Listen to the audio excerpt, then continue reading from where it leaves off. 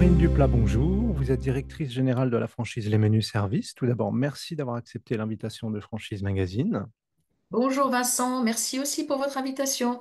Alors, pour ceux qui ne vous connaîtraient pas encore, pouvez-vous nous présenter l'enseigne Les Menus Services, son activité et les grandes étapes de son développement? Alors, l'enseigne Les Menus Services a été créée en 2003, donc nous sommes aujourd'hui dans notre 22e année. Le concept des menus services, c'est de livrer chaque jour à des personnes âgées leur repas.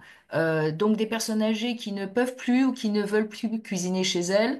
Moyenne d'âge donc de nos bénéficiaires, 85 ans quand même en moyenne. On est à la porte d'entrée, je dis souvent, du maintien à domicile. Et au bout de 22 ans, donc le réseau compte 130 agences pour à peu près 80 franchisés, puisqu'on a aujourd'hui des multi-franchises.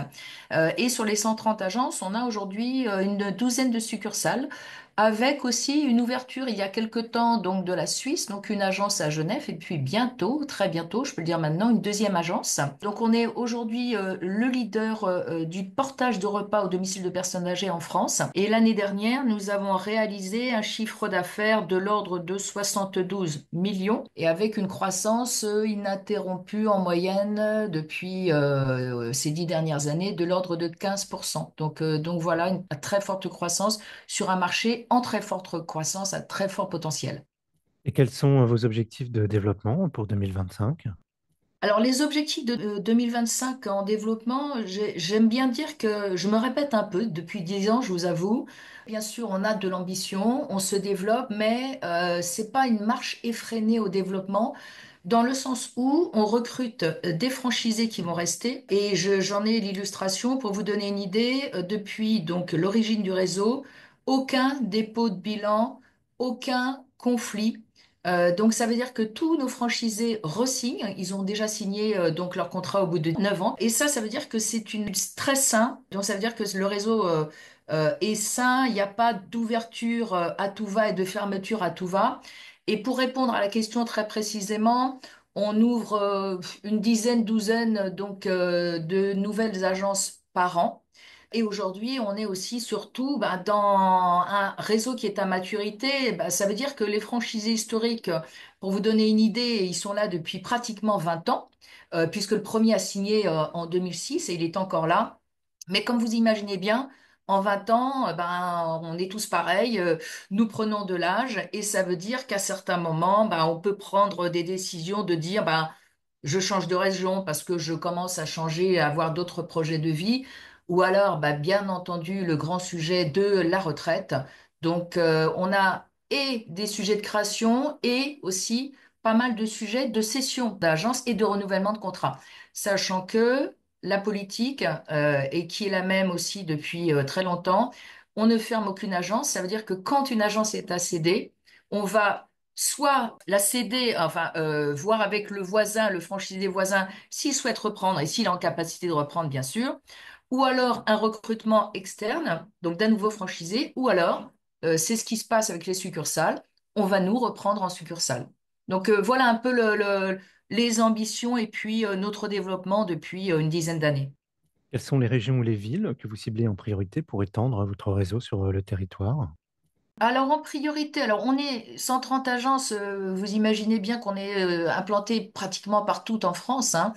Après, il reste, je dirais, le Grand Est et le Grand Sud-Ouest à mailler sur certains endroits. Je pense particulièrement, par exemple, à Biarritz. Et puis dans l'Ouest, un petit peu aussi, dans le centre de la France aussi. On a maillé les grosses, très grosses agglos historiquement, hein, comme ça se fait traditionnellement, la région parisienne, région PACA, Lyon.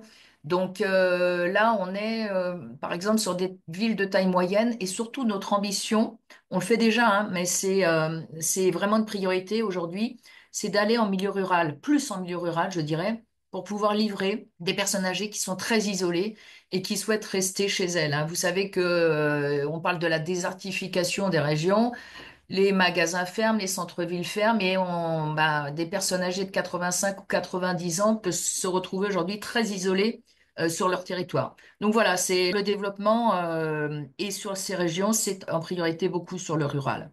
Quels sont les critères pour devenir franchisé les menus services?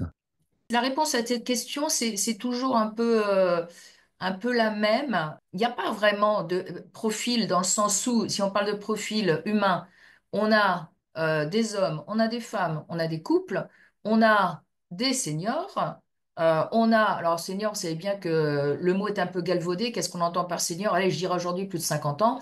Et on a aujourd'hui, depuis 5 ans à peu près, on recrute beaucoup de jeunes et voire très jeunes, hein. Le dernier franchisé qu'on a recruté jeune avait 22 ans, pour vous donner une idée, et aujourd'hui il a 4 agences. Et c'est pas vieux, hein, ça date d'il y a 4 ans. Sur, je dirais, le profil humain, c'est ça. Après, si on parle de compétences et de critères, nous, un critère important, il faut être de son territoire, donc être né sur son territoire ou habiter sur son territoire depuis longtemps. Pourquoi? Parce que dans notre activité, on va aller chercher les clients par des prescripteurs, donc des assistantes sociales des hôpitaux, des mairies, médecins, kinés, etc. Tout ce monde médical qui va graviter autour de la personne âgée. Donc forcément, quand on est sur son territoire, on est connu, on est légitime, et en plus de ça, ou on a déjà un réseau que l'on va tisser et entretenir. Donc ça, c'est vraiment important, même si je peux parler, on est une exception qui est très très belle, nos franchisés d'Arcachon. En plus de ça, vous allez me dire, c'est le pire des exemples, ils étaient parisiens, ils sont partis habiter à Arcachon. Bon, ils avaient déjà une maison là-bas, bien sûr. Mais voilà, et ils ont brillamment réussi. Donc, comme quoi, l'exception peut être aussi bonne. Après, le critère, donc, le commercial, mais le commercial, comme je viens de l'expliquer, on va aller voir des prescripteurs. On répond à un besoin, c'est-à-dire qu'on n'a rien à vendre quand on va voir un prescripteur. C'est seulement de lui faire connaître nos services pour des personnes âgées qui pourront en avoir besoin un jour. Et donc, ce jour-là, le prescripteur va nous appeler. Donc, c'est ça le travail commercial. Et puis, ben, on est un métier de service, hein. Donc, il faut avoir le sens du service, de l'empathie aussi, parce que on s'occupe de personnes âgées. Donc, une personne âgée au téléphone, vous imaginez bien que c'est pas tout à fait la même manière de répondre que quand on répond à une personne de 30 ans. Pour resynthétiser, peu importe l'âge ou le sexe, mais il faut être implanté ou de son territoire. Ensuite, avoir des capacités commerciales, bien entendu, celles que j'ai expliquées. Et puis, donc, le sens du service. Quel investissement faut-il prévoir? Alors, l'investissement, il est de l'ordre de 110 000 euros, 120 000 euros. Pourquoi? Parce que dans une agence, on va avoir une chambre froide et après une flotte de petits véhicules frigorifiques pour développer son activité. Et sur cette somme, le franchisé apporte en général 40%, donc bon, de l'ordre toujours de 40 000 euros. Et le reste, on est en financement bancaire. Donc avec cet argent-là, j'allais dire, on va accéder au concept, on a un droit d'entrée pour concéder une zone qui est exclusive de 20 000 euros, on va avoir une formation de 4 semaines de l'ordre de 8 000 euros. Et après, on va être assez classique. On a des redevances de 5,5 sur le chiffre d'affaires. Et combien de temps faut-il à un franchisé pour amortir son investissement? Alors, si on parle de seuil de rentabilité, en moyenne, nos franchisés atteignent le seuil de rentabilité en 18 mois. Beaucoup aujourd'hui, parce qu'on a de très bons profils, forcément, j'allais vous dire qu'on a affiné nos recrutements au fil du temps et au bout de 20 ans, heureusement, on est assez aguerri. Donc, on a beaucoup de franchisés qui atteignent le seuil de rentabilité aujourd'hui à horizon de 12 mois. Et pour finir, quel conseil vous pourriez donner à un porteur de projet qui hésiterait à se lancer dans votre activité? Alors, j'aime bien le mot hésiter, parce que là, je vous dirais, il n'a pas hésité. Pourquoi il n'a pas hésité? Parce que on a un concept qui a largement fait ses preuves, qui existe depuis 22 ans, avec un déploiement sur tout le territoire national, 130 agences, des contrats qui sont re-signés systématiquement et aucune agence fermée. Donc là, je vous dirais, bon, on n'a pas hésité sur le concept. Et après, on n'a pas hésité du tout sur le marché, puisque nous, on est exclusivement sur le marché des personnes âgées, très âgées, grands seniors, 85 ans, 86 même, nos clients en moyenne. Donc, le marché, le potentiel, je le redis toujours parce que je connais un peu mes chiffres par cœur. Dans les 20 ans à venir, la population des plus de 80 ans va quadrupler.